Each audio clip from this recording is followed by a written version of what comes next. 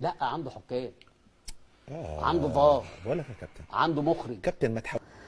يعني الاهلي فرقه كامله بمدرب مش موجود، طب هتكسبوا امتى؟ امال بقى لو الفرقه دي موجوده. ده كلام كابتن رضا عبد العال امبارح مع الكابتن محمد فاروق في البرنامج طبعا البريمو، اللي هو طبعا معمول عشان خاطر ايه النادي الاهلي، وخاطر يتكلموا عن النادي الاهلي. وده كلامه بعد لقاء زد لما قال انتوا هتكسبوا الاهلي امتى، لما كنا بنلعب بالشباب وعملنا ماتش وتعادلنا مع زد.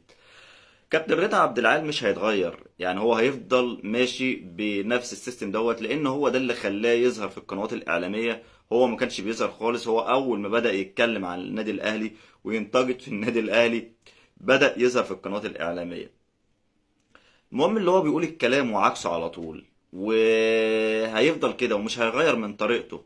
مع ان الموضوع بقى ممل جدا لكابتن رضا عبد العال، وبقى الناس كلها حفظت هو هيطلع يقول ايه، إذا كان بعد ماتش او في اي استوديو تحليلي او في اي قناه اعلاميه. الناس عارفين كابتن رضا عبد العال هيطلع يقول إيه. هيقول الحكام، هيقول الفار، هيقول مش عارف ايه، لكن فنيات ما تلاقيش.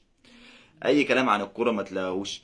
انا بقى اوجه رساله لكابتن رضا عبد العال اللي هو مسمي نفسه اكبر، طبعا وانتوا عارفين باقي المقوله. بقول له حاول ان انت تغير شويه من اسلوبك، حاول ان انت تتكلم عن الكوره، لان الناس زهقت والله. احنا عايزين نتكلم عن الكوره يا كابتن رضا، كفاياك بقى الكلام اللي هو ولا هيودي ولا هيجيب. النادي الاهلي لو في مصر انت بتتكلم حكام، طب في افريقيا النادي الاهلي برضه حكام، في كاس العالم الاهلي بالحكام. كابتن رضا اللي انت بتقوله ده ما يخشش دماغ، والمفروض اللي انت لعيب كنت كبير، المفروض اللي كلامك يبقى اكبر من كده وتتكلم عن الفنيات، لان والله الترند اتعمل خلاص والناس حفظتك، ولو مشيت على كده خلاص الناس هتمل منك ومش هتتفرج عليك.